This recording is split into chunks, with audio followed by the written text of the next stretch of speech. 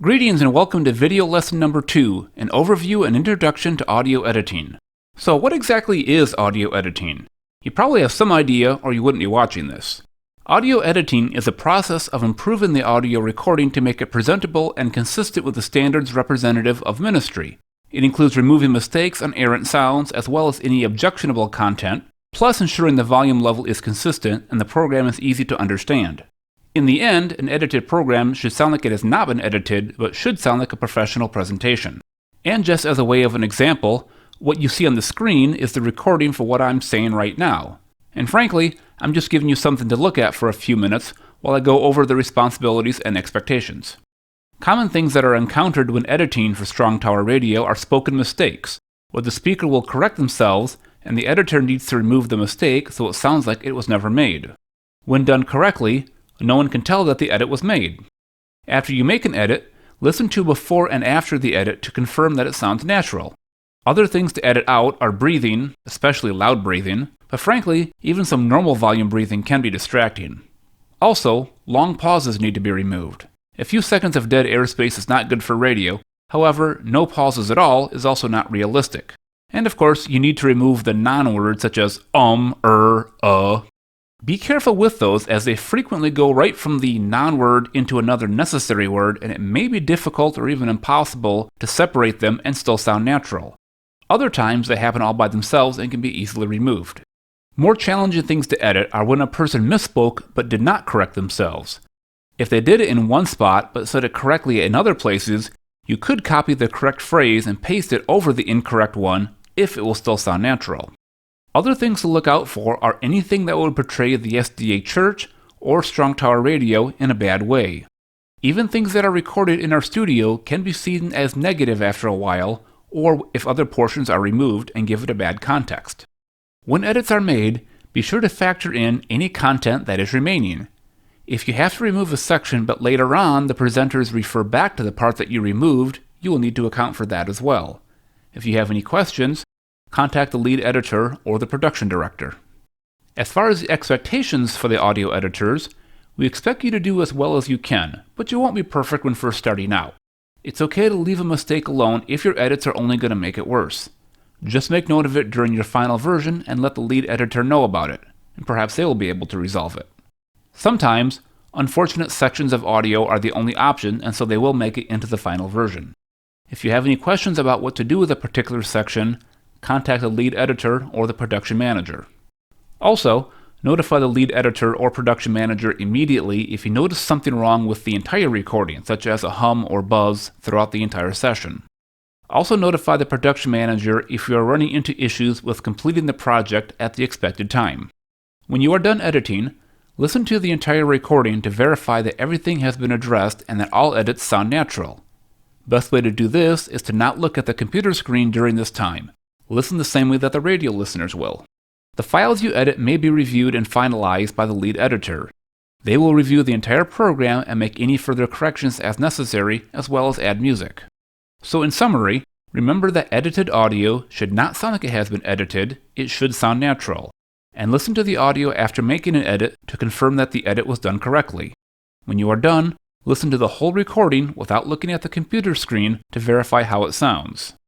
Now, let's move into terms that are commonly used in audio editing. A pair of terms that are used by Strong Tower Radio is Tier 1 and Tier 2 editing.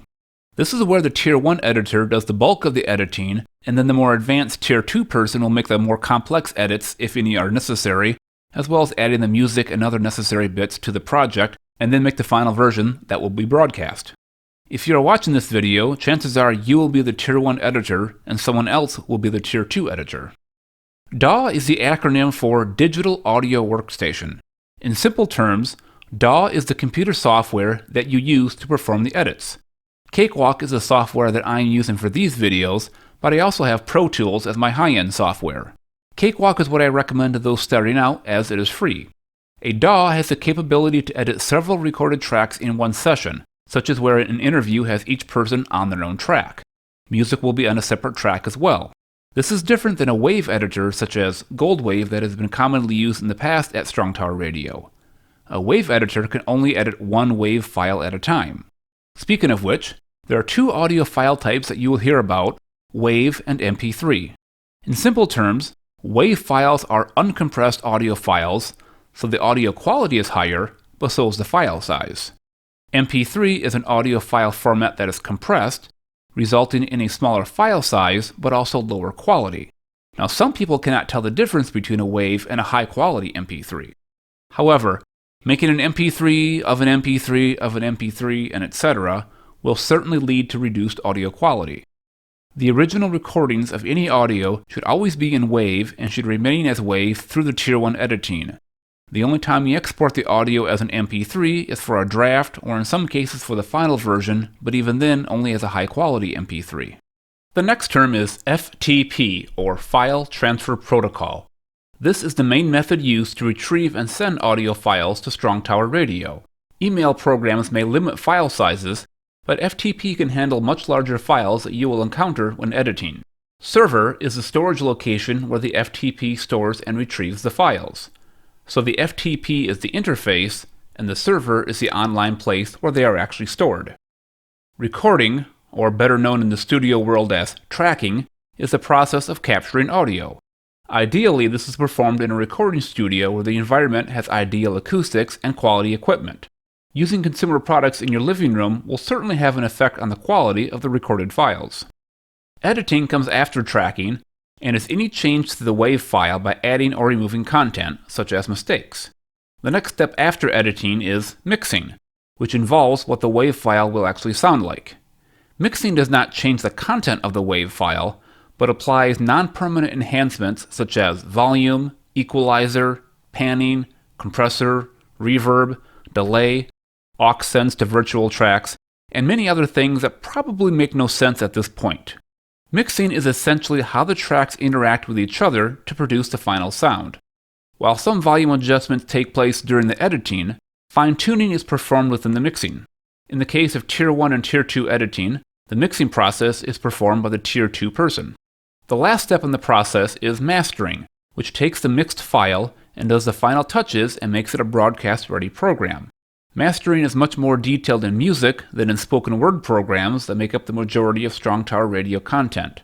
Mastering is also where the volume is brought up to the broadcast level, so there is not a need to do that in the prior steps. An audio file may have one or two channels, more commonly known as mono and stereo. Mono is where both left and right channels receive exactly the same signal. In stereo, the left and right channel receive separate and dedicated signals that are normally not identical. As an editor, you may encounter both mono and stereo tracks. There is no need for a stereo track if the source is a single sound, such as the voice. However, I have encountered a single voice recorded as stereo, and in those cases, both the left and right channels of the file are usually identical. So while the file format is technically stereo, it's really mono since the content is identical on the two channels. The final broadcast file is usually a stereo file, partly because the music added to the start and the end is likely in stereo. Within a stereo recording is the ability to have sound move more or entirely to one channel. This is known as panning, and is very common in music recordings. To give a true stereo spread, a music recording will have various instruments panned more to the left or right. The amount of the pan will depend on the situation. The lead singing voice is usually exactly in the middle, but instruments may be more on one side. For Strong Tower Radio projects, editors should leave the pan in the middle. Waveform is the shape of the audio as seen within the DAW. The waveform can tell you many things about audio beyond just the obvious volume. In later video lessons, we can discuss how to analyze the waveform to diagnose various sound issues.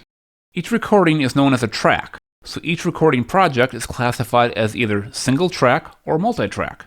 Like the names imply, a single track recording has everything on one wave file. A single track recording can still be mono or stereo. Single track is expected if only one voice is recording. Multi-track recording is preferred when there are multiple voices so that each voice can be edited individually, but sometimes multi-voice recordings are recorded onto a single track. This is common when getting a recording from a church service. When performing edits, the most common actions are the cut, slide or move, and splice. Cutting audio is essentially where something is removed. The part to be removed is highlighted and then removed via the cut tool. Sliding or moving audio is the act of moving a section of audio within the track to change the amount of blank space between two sections of the track. This is commonly done after a cut is performed.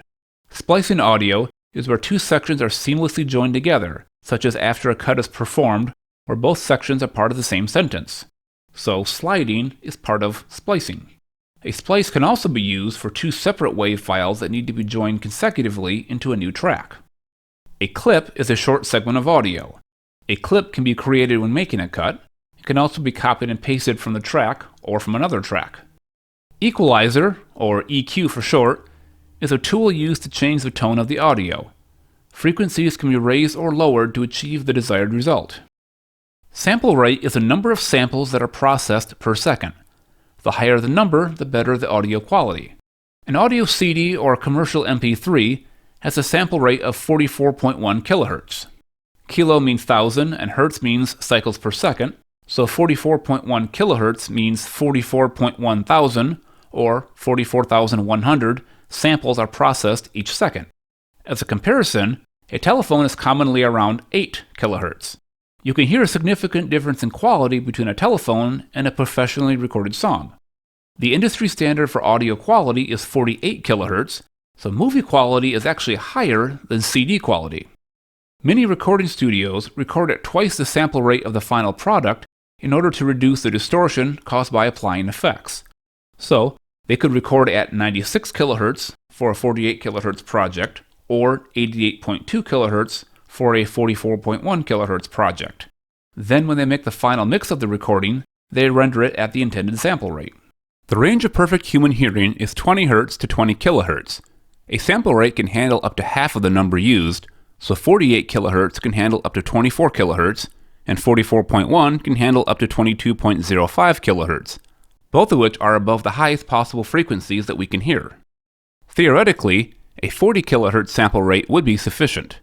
There is no magic in the number of 44.1 kHz.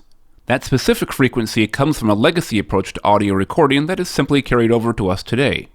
44.1 kHz is used for CD audio as it is the lowest of the common sample rates that encompasses all of the range of human hearing.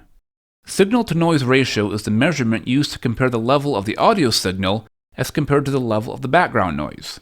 Bit depth is the number of bits per sample of that sample rate. The bit depth affects the signal-to-noise ratio, with a higher number resulting in lower noise and thus better audio quality. Common numbers are 16-bit and 24-bit, although 8-bit and 32-bit also exist. While both sample rate and bit depth are important, the bit depth is considered more vital than the sample rate. Recording engineers would usually rather record at 44.1 kHz and 24-bit than 48 kHz and 16-bit if those were the only two options.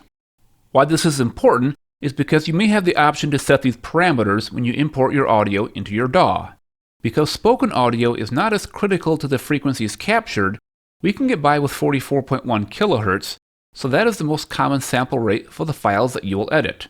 I prefer to use 44.1 kHz and 24-bit for all stages of the project. A 16-bit recorded can be imported as 24-bit, but it will not magically increase the audio quality above the 16-bit rate at which it was recorded. Likewise, a recording can be done at 24-bit, then edited in 16-bit, and then mastered at 24-bit, but it will still be limited by the time it's spent as 16-bit. Well, that's good enough for an overview of the expectations and terms that we use in audio editing. I can go over any other terms as we encounter them in the lessons to come. Hope to see you there.